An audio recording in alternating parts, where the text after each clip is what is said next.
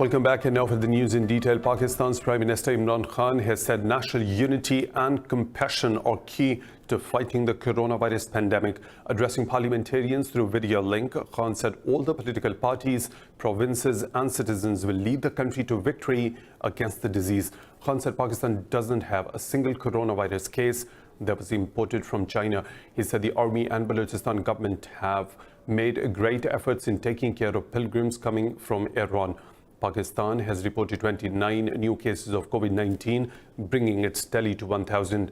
Meanwhile, the first batch of the medical supplies donated by the Jack Ma Foundation and the Alibaba Foundation has arrived in Pakistan.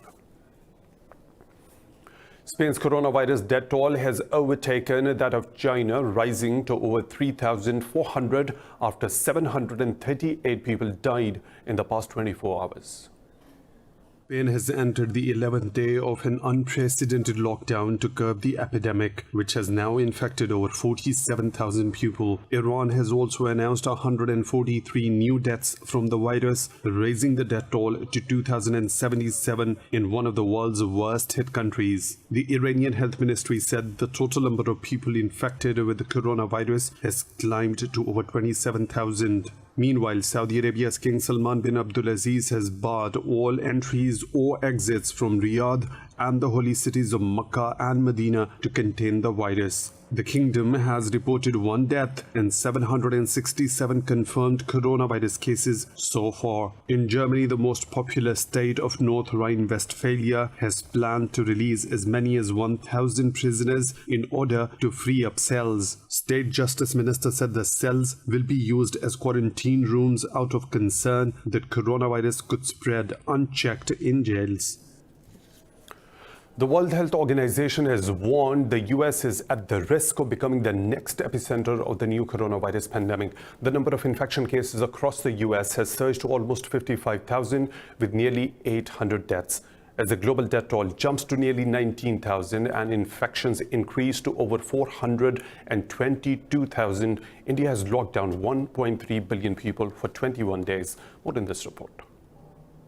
With around 3 billion people confined to their homes, the spread of the fatal new coronavirus is accelerating, infecting another 100,000 over in just 2 days. France has become the 5th country to cross 1,000 coronavirus deaths threshold after China, Italy, Iran, and Spain. Meanwhile, South Korea has imposed strict border checks on visitors from Europe, China, Italy, and Iran. Australia has also announced a new corporate task force focusing on redeploying workers and equipment and seeks to protect critical supply chains during the pandemic. That's why today I'm announcing the establishment of a National COVID-19 Coordination Commission.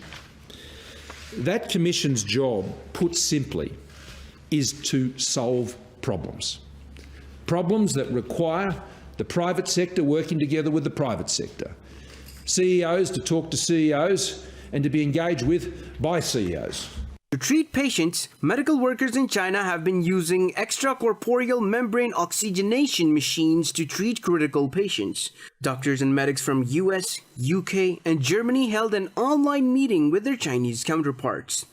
We are very glad to share our frontline experience, which we have gained by artists' efforts without counterparts overseas to help them learn more about the disease and how to treat critically ill patients, so that they can quickly adapt to the situation and take timely and effective measures in the treatment. China revealed that the number of silent carriers showing no symptoms could be as high as 30%, higher and above from WHO's estimates.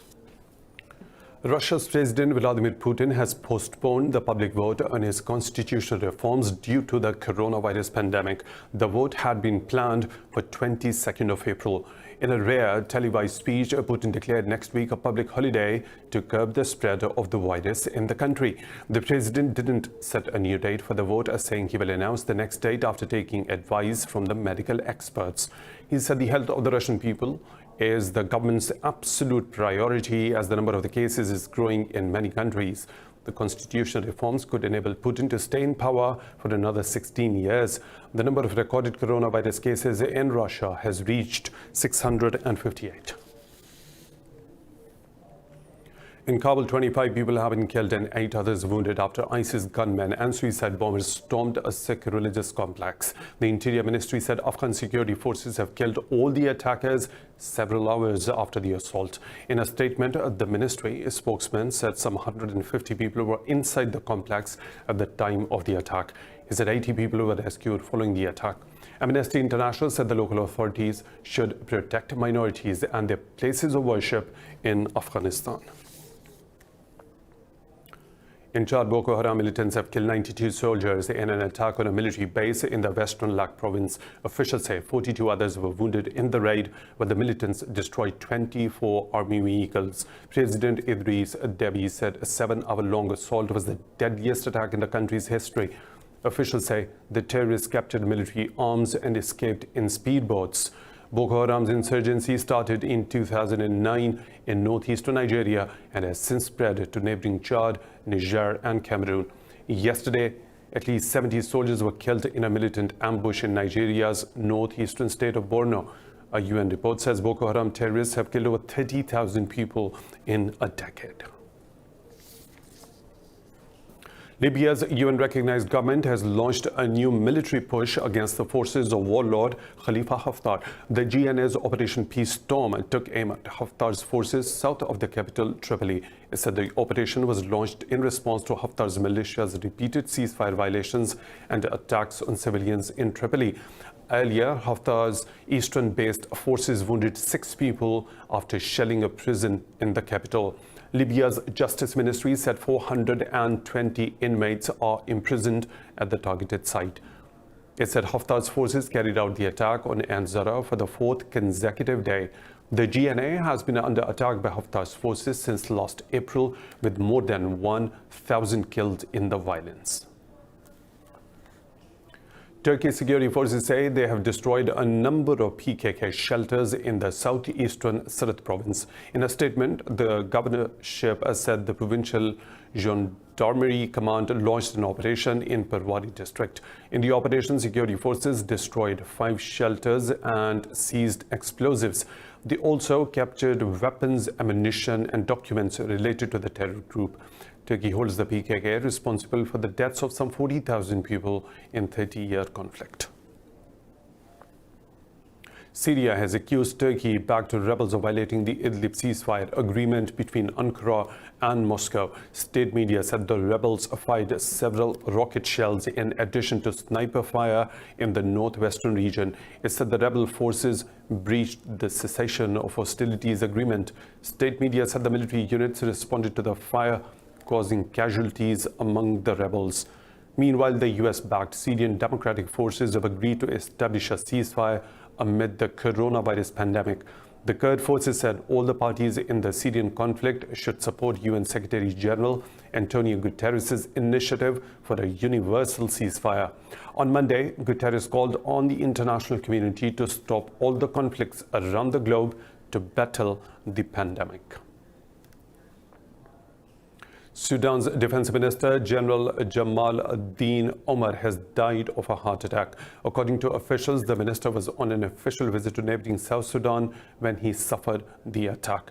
Omar was taking part in peace negotiations between his country's transitional government and rebel groups in South Sudan's capital, Juba. He was a member of Sudan's Sovereign Council. The head of the Sovereign Council, General Burhan, said he mourned the death of Umar, who died while struggling for Sudan's stability. Sudan's transitional government has been engaging in peace talks with rebel groups since October. Thousands of refugees are trapped in dangerously overcrowded, deplorable conditions in the midst of the COVID-19 pandemic. While lockdown imposed by governments have also sparked an exodus of thousands of migrant workers, international humanitarian organizations have called on the governments to take effective action to avert a public health crisis. More on this report. The COVID-19 pandemic continues to rip apart global infrastructures, killing thousands of people and rendering national governments helpless. Migrant workers and refugees continue to be most vulnerable as they are forced to remain in conditions that violate their fundamental rights. Over 3,000 families languish in some Somalia's refugee camps who are at heightened risk in the face of the growing threat of COVID-19 transmission. In Europe, Greece is hosting almost 37,427 people in overcrowded facilities with a total capacity of just 6,095. Medical charity Médecins Sans Frontières said a coronavirus outbreak in Greece's migrant camps would spread rapidly due to overcrowding and unsanitary conditions. Given the situation of the Moria camp, with its 22,000 people packed into a very, very small area, the promiscuity and the lack of hygiene in the camp is a perfect situation for an outbreak. Now, we all know that COVID-19 is very infectious. Over 4 million Venezuelan migrants live in Latin America, in cities that are also at risk of contracting the virus, as most lack access to healthcare and state welfare. While about 60,000 migrant workers living in Thailand have already fled the country since it imposed a lockdown. Many countries, including Canada, have announced they will no longer accept irregular migrants crossing borders from neighboring countries. We recognize that these are exceptional times, and someone who comes to the border to request asylum will be turned back to American authorities, as happens right now when someone comes to an official border crossing and requests asylum. We turn them over to American authorities at the border where they are released. Migrant populations around the world, often lacking healthcare and the ability to isolate themselves, continues to be among the most vulnerable to coronavirus transmission. The Spanish Coast Guard has rescued 37 migrants in the Atlantic Ocean near the island of Gran Canaria. Before disembarking, Red Cross officials checked the migrants' body temperatures. Arrivals of the migrants by sea have fallen by over 20% since 15th of March. But after the strict patrol across the Mediterranean coast, migrants opted for alternative routes in the Atlantic. Palestine says Israel's treatment of Palestinian workers under the threat of the coronavirus pandemic is racist and inhumane. Government spokesperson Ibrahim Milham called on Palestinian workers not to go for work in occupied West Bank. Earlier, Israeli officials threw a COVID-19 positive Palestinian worker on a roadside despite his critical condition.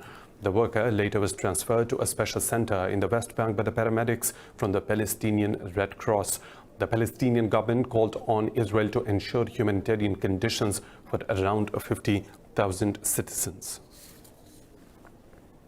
Saudi Arabia's King Salman will chair an extraordinary virtual summit of the group of 20 major economies tomorrow. In a statement, officials said the emergency meeting was called to discuss a global response to the coronavirus pandemic.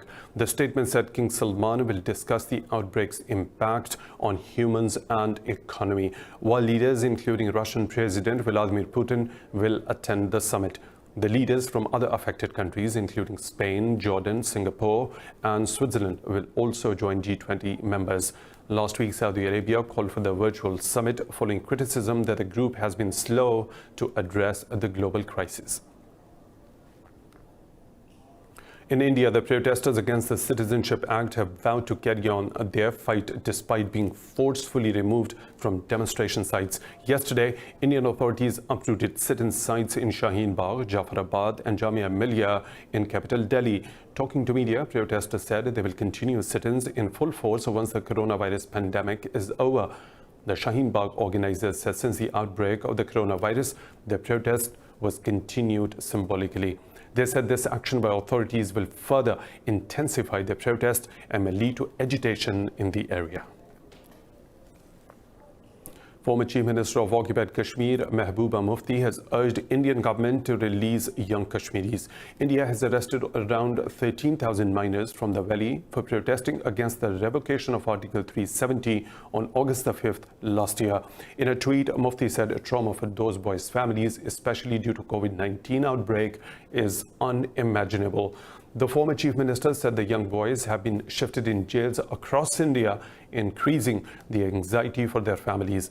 Meanwhile, Mufti's daughter said there are reports that her mother will be released from detention soon. The valley is reeling under Indian curfew and communications blackout for the last 234 days.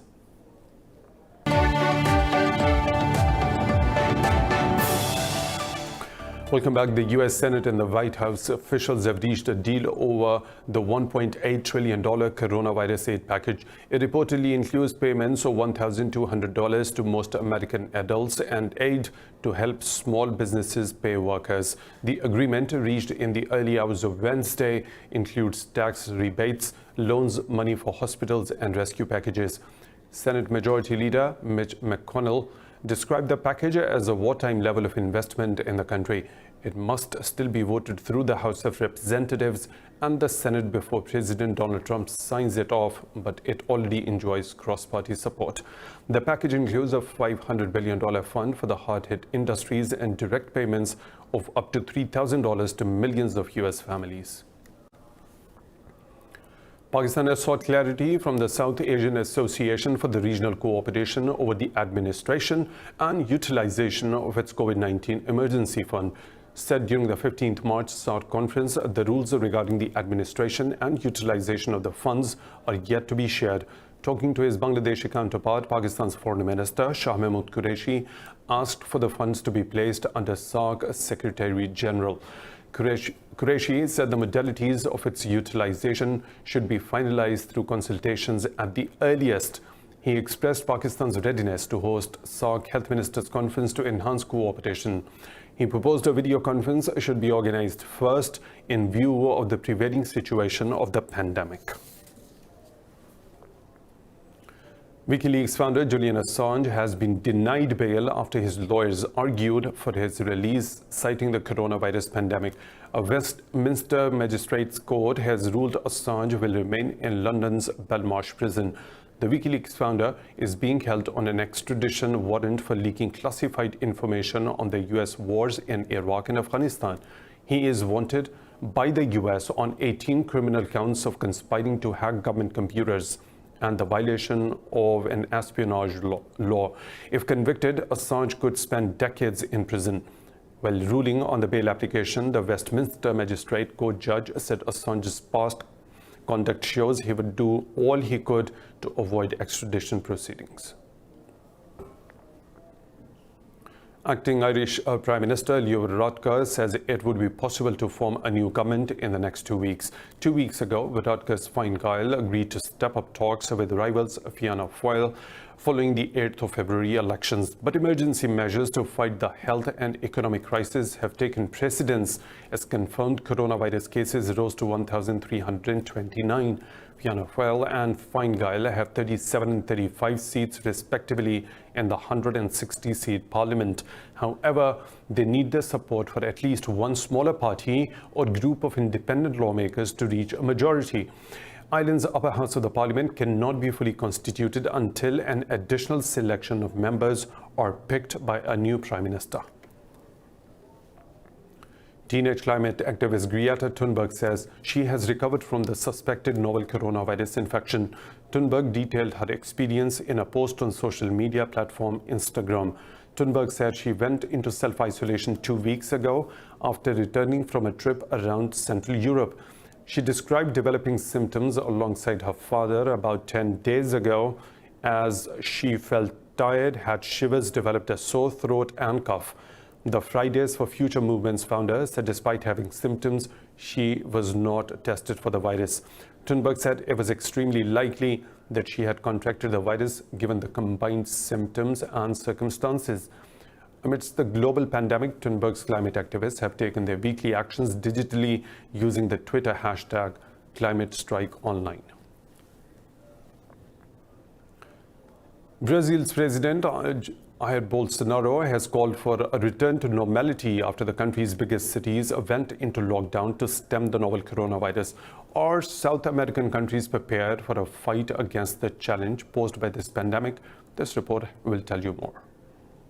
Across South America have taken drastic measures to combat the coronavirus as it threatens global health and economy. Brazil's largest city, Sao Paulo, went into lockdown for 2 weeks with all non-essential services closed in order to halt the spread of COVID-19. Meanwhile, during a national address, Brazil's president Jair Bolsonaro berated local governments for enacting lockdowns. He called on Brazilians to fight the disease without bringing the economy to a halt.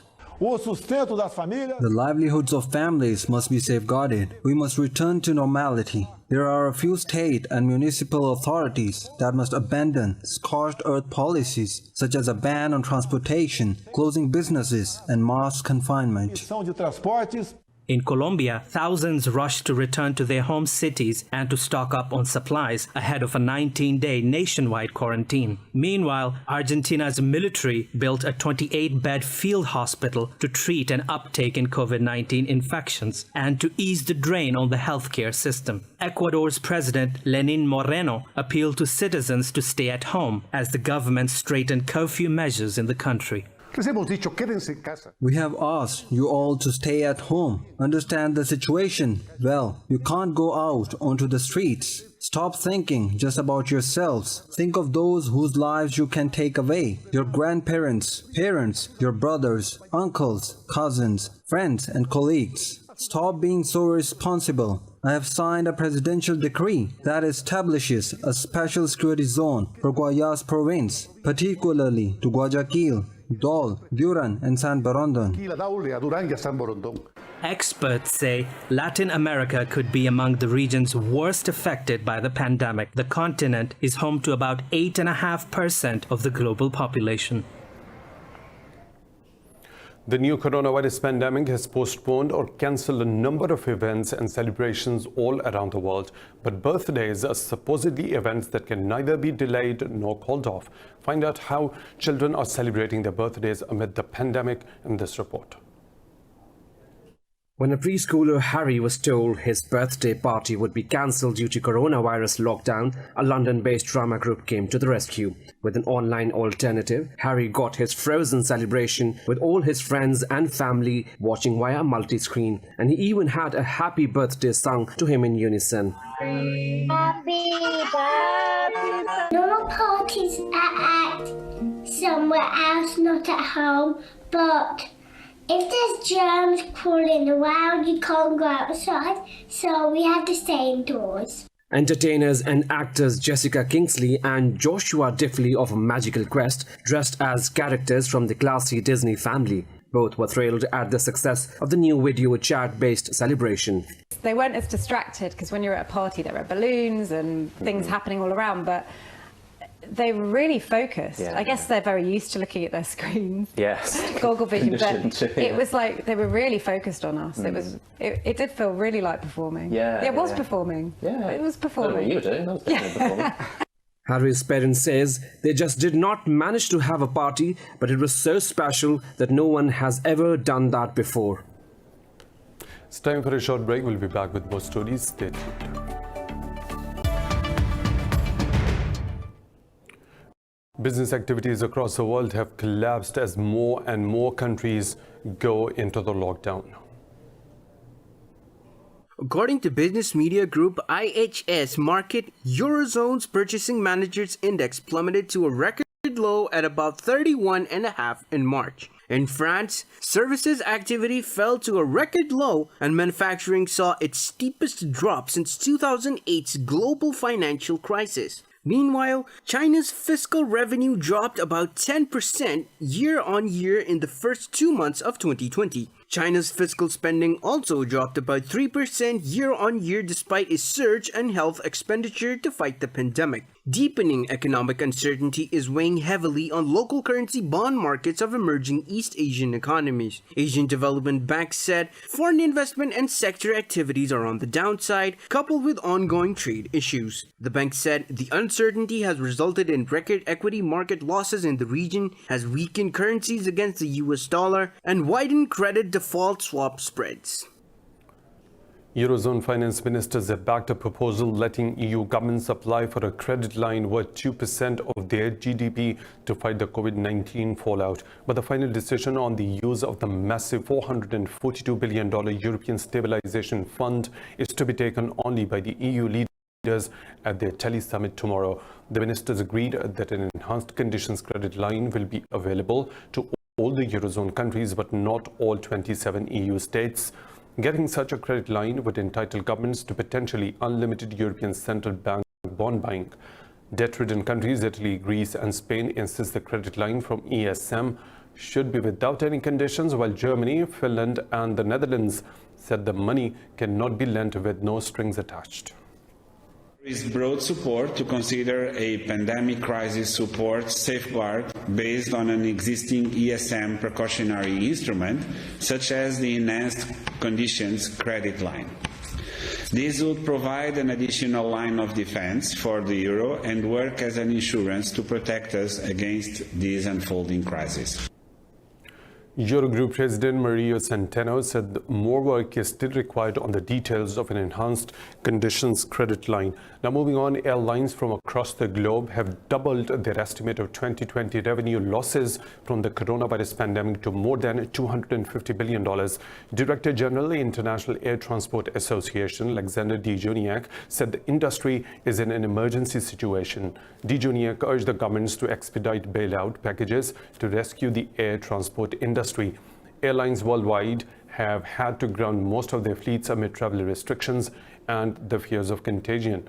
One of Europe's biggest airlines, Ryanair, has suggested going months without flying, among several other airlines. Dijoniak said without government support, up to half of airlines face possible bankruptcy in the coming weeks. Now that the crisis has expanded by the end of February, we have something like 2 months or slightly less ahead of us in terms of cash. After that, we will run out of cash. So we desperately need cash injection in our industry for an amount and in various for an amount of $200 billion US. We have estimated as a cash need for the airline. 280 airline-strong IATA said signs of a deep recession could delay a recovery in airline travel, in contrast with the previous epidemics. Now moving on, European markets are trading higher after US senators agreed to approve massive economic rescue bill, unlocking $2 trillion worth of funds. London's FTSE 100 is trading over 3.5%. CAC 40 in Paris has gained over 3%. Frankfurt's DAX has surged over 3%. Engineering multinational ThyssenKrupp AG stocks jumped over 22%. In Asia, Nikkei 225 led the gains, closing over 8% after index heavyweight fast retailing stocks jumped about 9%. Seoul's Kospi gained about 6%, while Shanghai Composite has gained over 2%. Meanwhile, international benchmark Brent crude oil prices have surged over 1%.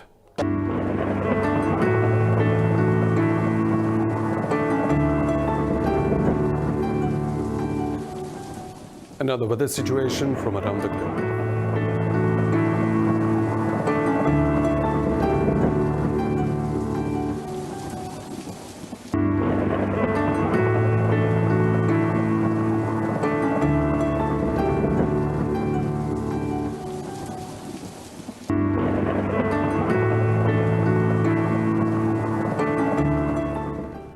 And that's all for now. With the latest updates, you can follow us on social media at Indus.News.